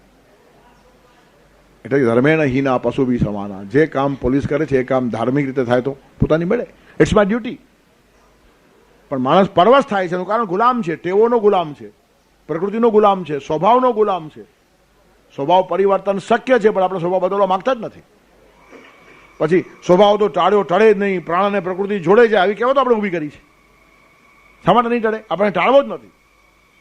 એ માણસ જે રોજ 5-10 મિનિટ મોડો આવતો હતો નહીં વહેલો આવી શકે? 7:15 સ્કૂલ છે, 7:05 મારે જવું, 7 વાગે જવું છે. એને સ્કૂલ 7 વાગ્યાની સમજી લેવી જોઈએ, પછી 5-10 મિનિટ મોડો આવવાની છૂટ. 7:15ની સ્કૂલ નથી, મારી 7 વાગ્યાની સ્કૂલ છે અને મને 5 મિનિટ મોડો આવવાની ટેવ છે. હું 7:05 પહોંચીશ. 10 મિનિટ મોડો આવવાની ટેવ છે, 7:10 પહોંચીશ. તો પણ રેગ્યુલર ટાઈમ કરતાં એ માણસ 5 મિનિટ વહેલો આવી શકે. અને પછી મને પ્રિન્સિપાલે કીધું કે રોજ 5-10 મિનિટ મોડું થાય. શિક્ષક સારા, ભણાવે સારું, એને ગુમાવો પણ પાલવે નહીં. પછી અમે લોકોએ મિટિંગ બોલાવી કમિટીની, મેનેજમેન્ટની, અને નક્કી કરી નાખ્યું કે Muhammad does not go to mountain, let mountain go to Muhammad. શિક્ષક જો ટાઈમસર ના આવી શકતો હોય તો આવા સારા શિક્ષક માટે આપણે એક પ્રયત્ન કરીએ, શાળાનો ટાઈમ બદલાવી નાખીએ. એમાં છે શું? 7:15 થી 12:15 નહીં, 7:30 થી 12:30. એને 5-10 મિનિટ મોડું થાય છે ને તો પછી 7:20, 25 આવશે, મોડો નહીં કહેવાય. ત્યારે ટાઈમ થોડોક મોડો કરી નાખીએ ને આ માણસ મોડો થાય છે કલાક ભૂસી નાખીએ. તેથી એના માટે અમે 7:30નો સમય કર્યો. પણ હરિભાઈ બીજા દિવસથી 7:35, 7:40 આવવા લાગ્યો એ માણસ. એનું કારણ એ ગુલામ છે. એનું પોતાના મન ઉપર નિયંત્રણ જ નથી. ગીતા એક્ઝેક્ટલી શું કહેવા માંગે છે અહીંયા ખબર પડે છે. આપણે ક્યાં ગુલામ છીએ? બહારની ગુલામીની વાત જવા દો, આપણે પોતે અંદરથી ગુલામ છીએ. અને અંદરની ગુલામી બહુ ખરાબ છે. આળસ છે શત્રુ જે રહેતો શરીરમાં, હણતો વિકાસ સદા રહીને જે સંગમાં. ઘરના દુશ્મનથી સજાગ રહો ભાઈ, ખોટો ખોટો ના પ્રમાદ કરો ભાઈ. આ ઘરનો દુશ્મન છે. અંદરનું આળસ આપણને ખલાસ કરી નાખે છે. બહારનો દુશ્મન દેખાય એને પહોંચી પણ વળાય, એની સાથે 2 હાથ પણ કરાય, પણ તો અંદરનો અને મનગમતો, પાછો આ ગમતો દુશ્મન છે. તમે સવારના 5 વાગે એલાર્મની ઘંટી મૂકી હોય, તમારે 5 વાગે ઉઠવું છે, ઘંટી વાગે, આળસ ના પાડે છે ઉઠવાની, તો આપણને એલાર્મની ઘંટી ગમતી દાબીને સુઈ જઈએ કે નહીં? એટલે એવો દુશ્મન છે જેનું માનવાનું આપણને ગમે છે. એનું કારણ એમાં આપણું ભલું છે, એમ ભ્રાંતિમાં આપણે છીએ. એમાં ભલું છે નહીં. પણ તમે પડી રહેશો, તમને સારું લાગશે એમ સમજાવીને તમને શુભ કાર્યથી આ માણસ વંચિત કરે છે. અને પોતાના થઈને મારે ને એ માણસો બહુ ભયંકર, પારકાને પહોંચી વળાય. પ્રભુ દુશ્મનને સમજી લઈશ, તું દોસ્તોથી જાળવજે. દુશ્મનને પહોંચી વળવા સહેલા છે, દોસ્તોને પહોંચાય નહીં. આળસ આપણને દોસ્ત લાગે છે. કેવું મને સુવાનું કહે છે સવારના પહોરમાં, ઉઠાડનારો કડવો લાગે. સવારના બાપ ઉઠાડે તો કડવો લાગે, ગુરુ ઉઠાડે તો કડવો લાગે, અને આળસ સરસ લાગે. સુવાની વાત કરે છે ને, સુવાનું કોને નહીં ગમે? તેથી પરેશુ મૈત્રી, સ્વજનેશુ વૈરમ. જે આપણા ખરા સ્વજન છે, હિતચંતક છે, તે આપણને દુશ્મન લાગે છે. અને જે પારકા અને દુશ્મન છે તે પોતાને લાગે છે. બાપ ગમતો નથી બધા છોકરાઓને, પડોશી જ ગમતો હોય છે. એનું કારણ દારૂ પીએ તો બાપ ચીડાય, પડોશી તો પૈસા આપે કે પીને દીકરા, કારણ કે એનું બગડશે એ જોવાનો મને આનંદ છે. ત્યારે પડોશી મારો કે બાપ મારો એ સમજવાની છોકરામાં અકલ હોવી જોઈએ. તેમ આળસ છે ને આપણો બાપ થઈને બેઠો છે અંદર, શત્રુ છે, પણ ઘરનો શત્રુ છે, મનગમતો શત્રુ છે. મુલાયમતા, આળસ, પડી રહેવું બધાને જ ગમે. તેથી આળસ છે શત્રુ જે રહેતો શરીરમાં, હણતો વિકાસ સદા રહીને જે સંગમાં. ઘરના દુશ્મનથી સજાગ રહો ભાઈ, ખોટો ખોટો ના પ્રમાદ કરો ભાઈ. ત્યારે પ્રકૃતિ વસાત અવશમ. આપણે પ્રકૃતિને વશ છીએ, સ્વભાવને વશ છીએ, ટેવોના ગુલામ છીએ, આદતથી મજબૂર છીએ અને કારણ વગરના આવશ છીએ. લાચાર, પરવશ, અવશ થઈ ગયો, મારા વશની વાત નથી, મને શક્ય નથી, મારાથી આમ થાય જ નહીં. શા માટે નહીં થાય? કરવું નથી, મારે થતું નથી. કરવું હોય તો કોઈ પણ કામ થાય છે. તેથી where there is a will there is a way. જવું હોય તો માળવે જાય છે રસ્તો, અને ન જવું હોય તો અધવચ્ચે ફંટાય છે રસ્તો. તમારે માળવે જવું છે કે નહીં તો રસ્તો જાય છે, ન જવું હોય તો હજાર નખરા છે. ત્યારે નથી કરવું તે માણસ હજારો આર્ગ્યુમેન્ટ કરે. અને એ જ વાત પંડિત નહેરુએ વગાડીને કીધેલી કે કામ શા માટે થયું નહીં તેના કારણોમાં મને રસ નથી, કામ થવું જોઈએ એમાં રસ છે. વર્ક ડન, કામ થયું છે એમાં મને રસ છે. ન કર્યા પછી આ કારણથી થયું નહીં એ કારણ સાંભળવામાં રસ નથી, અને એ માણસમાં મને રસ નથી. એનું કારણ હોઠ જાજા તો ઉત્તર સાજા. કોઈ પણ કામ કેમ થયું નહીં એના કારણો આપણે 100 આપી શકશું, પણ નહીં થયું તો નહીં થયું, નુકસાન થઈ જ ગયું છે. તેથી કારણો આપનારા માણસો બહુ ઉપયોગી હોતા નથી, કામ કરનારા માણસો ઉપયોગી હોય છે. ઘણા માણસો કામ કરતા નથી અને કારણો શોધી કાઢે, આમ થયું ને એટલે પછી થયું નહીં. એનું કારણ તો ગુલામ છે. આમ થયું કે તેમ થયું, વર્ક મસ્ટ બી ડન. કાર્યમ સાધયામી વા દેહમ પાત્યામી વા. કામ કરીશ કા દેહ પાડીશ. આવી રીતના નિષ્ઠાથી લોકો માણસો કામ કરી શકે. તેથી પ્રકૃતિર વસાત અવશમ, પ્રકૃતિ સ્વભાવ ટેવ આદત એનો ગુલામ બની ગયેલો માણસ અવશ થઈ જાય છે, પરવશ થઈ જાય છે, લાચાર થઈ જાય છે. શરીર પાસેથી કામ લો, શરીર કામ કરશે. ન કામ લો, શરીર નકામું થશે. પછી કામ કરી શકશો નહીં તેવા થઈ જશો. ઘસાઈને જેમ લોખંડ ચળકતું રહે ને, ઘસાય તો ખરું જ પણ ચળકે, પણ પડી રહે તો કાટ ચડે. ખલાસ થવાનું જ છે. હવે ઘસાઈને ચમકતા રહીને ખલાસ થવું કે કટાઈ જઈને ખલાસ થવું એ માણસ નક્કી કરવાનું છે. શરીર ઘસાઈ જ જવાનું છે. તારા જ કામમહી ઘસવી આ કાયા, એક રૂપ તારી યોગેશ્વર છે માયા. કાયા ઘસાવાની જ છે, પણ હવે શ્રેષ્ઠ કામમાં ઘસી નાખવી કે પડ્યા પડ્યા પૂરી કરવી, જીવનની પૂર્ણાહુતિ કરવી કે સમાપ્તિ કરવી, એ માણસને કરવું જોઈએ. પૂર્ણાહુતિ કરનારા માણસો મહાન હોય છે, સમાપ્તિ કરનારા માણસો લાચાર હોય છે. સમાપ્ત કરવું જ પડે, કામ થાય કે ના થાય. કથા પૂરી થાય જ, તમારો ટાર્ગેટ પત્યો હોય કે ન પત્યો હોય. તેમ જીવન પૂરું થાય જ, કરવા ધાર્યું તો એ થયું કે નહીં થયું કોને ખબર. અને ઘણા તો શું કરવું છે એ જ ખબર નથી, એવો મોટો વર્ગ હોય છે. ધાર્યું તું ખબર હતો હજી ભાગ્યશાળી છે કે અધૂરું ખબર તો પડે તો આવતા એમને પૂરું થાય. પણ મોટા વર્ગને ખબર જ નથી. એ લોકો તો એમ જ સમજે છે અમે ખાવા પીવા આવ્યા છીએ, હરવા ફરવા આવ્યા છીએ, પહેરવા ઓઢવા આવ્યા છીએ, લગ્નમાં આવ્યા છીએ. શા માટે આવ્યા છીએ? પ્રયોજન જ જીવનનું ખોવાઈ જાય. અને પ્રયોજન ખબર પડ્યા પછી પૂર્ણાહુતિ થતી નથી, એનું દુઃખ થવું જોઈએ. તો પૂર્ણાહુતિ તરફ પ્રયાસ શરૂ થાય. પણ કદાચ પૂર્ણાહુતિ ન થાય તો પણ સમાપ્તિ થવાની જ છે. એનું કારણ તમે નક્કી કરેલા શ્વાસ લઈને આવ્યા છો, જીવન પૂરું થાય જ. પણ એ જીવનની સમાપ્તિ છે, પૂર્ણાહુતિ નથી. પૂર્ણાહુતિ એટલે મુક્તિ. જે લોકો ભગવાનમાં પોતાનું પોટલું ખલાસ કરીને ભળી ગયા તે કલ્પના આદિમાં પણ પાછા આવતા, પણ પોટલું લઈને ગયા તે પાછા આવે. ત્યારે ઊંઘમાં તમે જે પોટલું લઈને જાઓ છો એ સવારના પોટલું પાછું મળે છે. મર્યા પછી પણ જે કર્મો ભેગા લઈ જાઓ પાછા આવશે. કર્માનુગો ગચ્છતિ જીવ એક, કર્મ સિવાય કશું ભેગું નહીં આવે. ધનાની ભૂમૌ પસવશ્ચ ગોષ્ઠે ભાર્યા ગ્રહદ્વારી જનસ્મશાને દેહસ્થિતાયામ પરલોક માર્ગે કર્માનુગો ગચ્છતિ જીવ એક. ધનાની ભૂમૌ બધો પૈસો અહીંયા રહેશે. પસવશ્ચ ગોષ્ઠે ગાય ભેંસ બળદ જે પાળ્યા છે બધા ગોઠામાં બાંધેલા, કોઈ ભેગું આવે નહીં. ભાર્યા ગ્રહદ્વારી, પત્ની ઉપર ગમે એટલો પ્રેમ હોય, ઘરના બારણા સુધી આવે, આગળ આવે નહીં. જન સ્મશાને, જેની સાથે દોસ્તી રાખી હોય, ચા ચીવડો ખાધા હોય, પિકનિક કરી હોય, તે બધા સ્મશાન સુધી આવે, પછી આગળ કોઈ ના આવ્યા, ત્યાંથી પાછા બધા ઘરે. કોઈને પણ પૂછી જુઓ ભેગો આવશે, એકે ના આવ્યા, ગમે તેવો હોય. ખાતરી કરી લેવી સારી. ઘણા માણસો બ્રહ્મા હોય, આટલા બધા મારા ચાહકો છે, કેટલા મારા ભેગા આવશે, પૂછી લઈને એકવાર ખબર પડી જાય, નકાબો હેરાન થાય છે. તેથી જન સ્મશાને દેહ ચિતાયામ, શરીર પણ ભેગું નહીં આવે, ચિતા ઉપર બળી જાય. પરલોક માર્ગે કર્માનુગો ગચ્છતિ જીવ એક, જીવ અને એનું કર્મ આ બે જ જાય. ત્યારે આપણી જોડે આવનારું કર્મ છે એના ઉપર ધ્યાન આપો. કયા કર્મો કર્યા એ જોડે આવવાના છે, બાકી બધું અહીંયા રહેશે.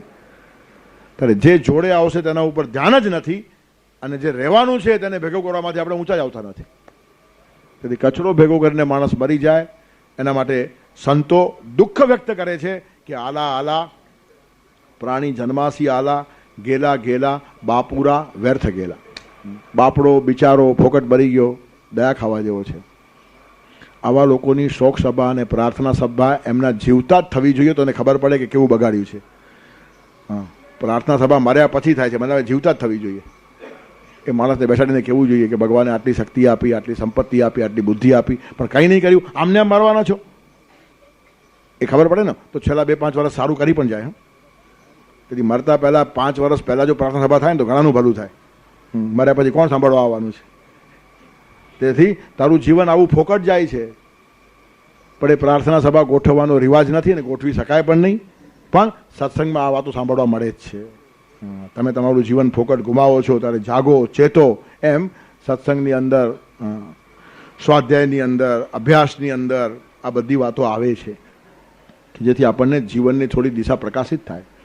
કારણ વગરના આપણે ગુલામ છીએ. ભગવાને આપણને સ્વતંત્ર રાખ્યા છે, મુક્ત રાખ્યા છે. ત્યારે ભગવાન પોતાની પ્રકૃતિને હાથમાં લઈને કામ કરે છે અને આપણે પ્રકૃતિના તાબામાં જઈએ છીએ. પ્રકૃતિ પોતાની આંગળી ઉપર આપણને નચાવે છે. પ્રકૃતિ એટલે સ્વભાવ, પ્રકૃતિ એટલે આદત આપણા માટે આ છે. અને ભગવાન માટે પ્રકૃતિ એટલે ત્રિગુણાત્મિકા માયા, કલા છે ભગવાનની. ભગવાન પ્રકૃતિના સ્વામી છે, આપણે પ્રકૃતિના ગુલામ છીએ. ત્યારે સ્વામી થવું હોય તો સ્વામીની પાસે જવું જોઈએ. પોતાની આંગળી ઉપર આપણને નચાવે તેનું નામ માયા, અને પોતાની આંગળી આપીને આપણને બચાવે તેનું નામ ભગવાન. ત્યારે આંગળી ઉપર માયા નચાવતી હોય તો કોની આંગળી પકડો એ ખબર પડવી જોઈએ. પરમાત્માની આંગળી પકડો પછી માયા નચાવે એનું કારણ એ માયાને નચાવનારો છે. અને પરમાત્માને જે માણસ પકડે તે માણસ પછી માયાના તાલ ઉપર નાચતો નથી. જગતમાં કોઈના તાલ ઉપર એ માણસ નાચે જ નહીં. નાચે કોઈના તાલે, તને છે તાલ પોતાનો. ખરે તુજ તાલની ઉપર જગતનો નાથ નાચે છે. પછી આવી સિદ્ધિઓ મળે. ભગવાનને નચાવે આ માણસ, માયા શું નચાવે એને? આપણને માયા નચાવે છે. અને આ મહાપુરુષો ભગવાનને નચાવે છે. અને ભગવાન નાચવા તૈયાર છે. ભગવાનને નાચવું જ છે, પણ આવો નચાવનારો મળતો જ નથી. બધા જ વાંદરાઓ મળે પછી ભગવાન શું નાચે? પોતે જ નાચતા હોય અસ્તવ્યસ્ત માયાના તાલ ઉપર, તેના તાલ ઉપર ભગવાન નાચે નહીં. પણ જે માણસ માયાના તાલ ઉપર નાચતો નથી, સમાજના તાલ ઉપર નાચતો નથી, રાજકારણીના તાલ ઉપર નાચતો નથી, શ્રીમંતોના તાલ ઉપર નાચતો નથી, સુરેશ શારદાના તાલે હું નાચું, માં સરસ્વતીની વીણા ઉપર નાચવાનું, દુનિયાના તાલ ઉપર શું નાચવાનું છે? તેથી કહેવાનું તાત્પર્ય શું છે? જે માણસ જીવનમાં પરવશ નથી, એનો અર્થ પરમાત્માની આંગળી પકડી પછી કોઈના તાલ ઉપર નાચતો નથી. નરસિંહ મહેતા ભગવાનને નચાવી શકતા હતા. ભગવાન કહે છે મારો નરસિંહો બેઠો ગાય તો ઊભો સાંભળું ને ઊભો ગાય તો નાચું રે. ભગવાનને નાચવું છે. ગોપીઓએ નચાવ્યા ભગવાનને. તાહી અહિર કી છોહરિયા છછિયા ભરી છાછ પે નાચ નચાવે. નાચ તો આ થોડોક છાશ પીવા માટે આપીશ ને ભગવાન નાચે. પ્રેમથી ભગવાન નાચે છે, ભાવથી ભગવાન નાચે છે. દાદાગીરીથી નાચતા નથી. દાદાગીરી કોઈની ચાલે નહીં. દુર્યોધન ભગવાનને બાંધી શક્યો નહીં, કંસ ભગવાનને કેદમાં રાખી શક્યો નહીં, પણ જશોદામાં રોજ બાંધતા હતા. ત્યારે ભગવાનને બાંધવાની એક કલા છે, પ્રેમ. પ્રેમથી ભગવાન પરવશ થાય છે. અને પ્રેમ એ જ માણસ કરી શકે છે જે પોતે પરવશ નથી, પોતે ગુલામ નથી. ત્યારે જે માણસ વિષયોનો ગુલામ છે, વાસનાનો ગુલામ છે, વિકારોનો ગુલામ છે, આદતનો ગુલામ છે, ટેવનો ગુલામ છે, સ્વભાવનો ગુલામ છે, તે માણસ અવશ છે, લાચાર છે. અને બધું પોટલું રાતના પર સંભાળું છું, મૃત્યુમાં પણ સંભાળું છું, કલ્પક્ષયમાં પણ સંભાળું છું અને પાછું આપું છું. તેથી ભગવાન પાસે જઈને પણ આવેલા માણસો પાછા એવા ને એવા સેમ્પલ કેમ થાય છે એનો ભગવાન ખુલાસો કરે છે કે મારે તો એનું પોટલું સાચવવાનું, પાછું એને આપવાનું છે. એના પોટલામાં વધઘટ થાય તો મારા પર આરોપ આવે. તેથી આપણે પોટલું છોડતા નથી. ભગવાન કહે છે છોડી દો, પછી બધું જ છે ત્યાં પુષ્કળ છે. સુદામાના તાંદુલમાંથી આખી સુદામપુરી આપનારો ભગવાન. દ્રષ્ટાંતો એટલા માટે કથામાં સાંભળવાના છે, પણ આપણને આપણું પોટલું એવું સરસ લાગે છે કે છોડતા જ નથી આપણે. તેથી ગુલામ થઈ ગયા, પરવશ થઈ ગયા. તેથી કલ્પક્ષયની અંદર પણ માણસ જાય છે અને પાછો જ્યારે કલ્પનો આદિ થાય ને તો પછી માણસોમાં ફેરફાર શું? ઘણા માણસો પૂછે ભગવાને બધાને નિર્માણ કર્યા તો પછી માણસોમાં ભેદભાવ કેમ? ભેદભાવ તમારું પોટલું મળ્યું પાછું તમને. તમે કરોડો જન્મોથી આ બધા પોટલાઓ લઈને જ ફરો છો. તેથી રાત્રે સૂતા પછી પણ તમે સવારના કેવા ફ્રેશ છો? તમારી ઊંઘ સાત્વિક છે, રાજસ છે, તામસ? તમારે કહેવાનું છે તમારી ઊંઘ સાત્વિક, ભગવાન જોડે સૂઈ જાવ તો. તમારી ઊંઘ રાજસ, 1000 પ્રવૃત્તિઓ અને કચરો માથામાં લઈને સૂઈ જાવ તો. અને તમારી ઊંઘ તમોગુણી છે, જો મોહિત થઈને સૂઈ જાવ તો. પડોશણનો વિચાર કરતા કરતા રાતના માણસ સૂઈ જાય, તમોગુણી ઊંઘ છે. ધંધાનો વિચાર કરતા કરતા સૂઈ જાય તો રજોગુણી ઊંઘ છે. અને ભગવાનનો વિચાર કરતા સુઈ જાય તો સત્વગુણી ઊંઘ છે. જે ઊંઘમાં તે જ મૃત્યુમાં, તે જ કલ્પક્ષયમાં. તેથી ઊંઘ ઉપરથી બધી ખબર પડે. ઊંઘ આ સામાન્ય નમૂનો છે. તમે ઊંઘમાં કયો માલ લઈને જાઓ છો તે માલ તમને સવારના પાછો મળશે. મૃત્યુમાં પણ કયા વિચાર યમ યમ વાપી સ્મરણ ભાવમ તજંતે કલેવરમ તમ તમેવ ઇતિ કૌંતેય સદા તદ્ભાવ ભાવિત અંતકાલે છે મામેવ સ્મરણ મુક્ત્વા કલેવરમ. અંતકાલે ભગવાનનું સ્મરણ થાય, જીવનભર કર્યું હોય તો થાય, અને થાય તો આગળ બધું જ છે. તેથી તમે તામસિક છો, રાજસિક છો કે સાત્વિક, તમારે નક્કી કરવાનું છે. તેથી બહુ ગામઠી ભાષામાં કીધું, સુખ દુઃખ મોહ સ્વભાવ. સત્વ રજતમ. સત્વથી સુખ થાય, રજથી દુઃખ થાય, અને તમથી મોહ થાય. તેથી મોહિત થતા હશો. સૂતી વખતે પણ પરસ્ત્રીને માથામાં લઈને સુઈ જાઓ તો આખી રાત તમારી સડી ગઈ. તમોગુણી ઊંઘ છે. જાત જાતની પ્રવૃત્તિ, રોજગાર, ધંધો, એ બધા જ વિચારો અને ચિંતાઓ લઈને સુઈ જાઓ તો રજોગુણી ઊંઘ છે. અને પ્રાર્થના કરીને ભગવાનના ખોળામાં નિરાશ સુઈ જાઓ, સત્વગુણી ઊંઘ છે. એટલે આપણું યુ તમારે કેવી ઊંઘ લેવી છે? સાત્વિક લેવી છે તો ભગવાનને રાખો. રજોગુણી રાખવી છે તો તોફાન રાખો, રાજકારણ રાખો. અને તમોગુણી ઊંઘ લેવી છે તો અસ્તવ્યસ્ત. કુંભકર્ણ તમોગુણી હતો, પડી રહ્યો. આલસ્ય, પ્રમાદ, આલસ્ય, નિદ્રા બી તન્ની બદનાથી વાર તમોગુણના લક્ષણો છે. ત્યારે તમોગુણી ઊંઘ હોઈ શકે, રજોગુણી ઊંઘ હોઈ શકે, સત્વગુણી ઊંઘ હોઈ શકે. તમોગુણી મૃત્યુ હોઈ શકે, રજોગુણી મૃત્યુ હોઈ શકે, સત્વગુણી મૃત્યુ હોઈ શકે. તમોગુણ, રજોગુણ, સત્વગુણ લઈને પણ કલ્પક્ષયમાં જઈ શકાય. અને પાછા આવો ત્યારે સત્વગુણ લઈને આવો, રજોગુણ લઈને આવો, તમોગુણ લઈને આવો, પાછી સૃષ્ટિ નિર્માણ થાય તે વખતે. અને ત્રિગુણાતીત થઈ જાઓ તો મુક્તિ. અને એ જ ભગવાન કહે છે ત્રૈગુણ્ય વિષયા વેદા નિસ્ત્રૈગુણ્યો ભવાર્જુન. અર્જુન નિસ્ત્રૈગુણ્ય થઈ જા. તેથી મુક્તિમાં જ પૂર્ણાહુતિ છે, ત્યાં સુધી ખાલી સમાપ્તિ છે. ઊંઘમાં સમાપ્તિ, પછી શરૂઆત થાય. મૃત્યુમાં પણ સમાપ્તિ છે, કલ્પક્ષયમાં પણ સમાપ્તિ છે, મુક્તિમાં પૂર્ણાહુતિ છે. તેથી સમાપ્તિ અને પૂર્ણાહુતિ વચ્ચેનો ભેદ ધ્યાનમાં રાખો. જીવન જેના માટે મળ્યું છે તે સંપૂર્ણ સાર્થક થાય તો પૂર્ણાહુતિ, અને અધવચ્ચે લટક્યા કરે તો સમાપ્તિ થવાની જ છે. ઉંમર પૂરી સમાપ્તિ થાય પણ પાછા આવવાનું છે. ત્યારે એ કર્મોથી માણસો બંધાય છે, પણ હું બંધાતો નથી એમ ભગવાન કહે છે. તેનું પાલન કરી રાખશું આવતા રવિવારને માટે. ન ચ મામ તાની કર્માણી નિબધ્નંતિ ધનંજય ઉદાસીન વદાસીનમ અશક્તમ તેષુ કર્મસુ વસુદેવ સુતં દેવમ કંસચાણૂરમર્દનમ દેવકી પરમાનંદમ કૃષ્ણમ વંદે જગદ્ગુરુમ. ગુરુર્બ્રહ્મા ગુરુર્વિષ્ણુ ગુરુર્દેવો મહેશ્વરઃ ગુરુ સાક્ષાત પરબ્રહ્મ તસ્મૈ શ્રી ગુરવે નમઃ.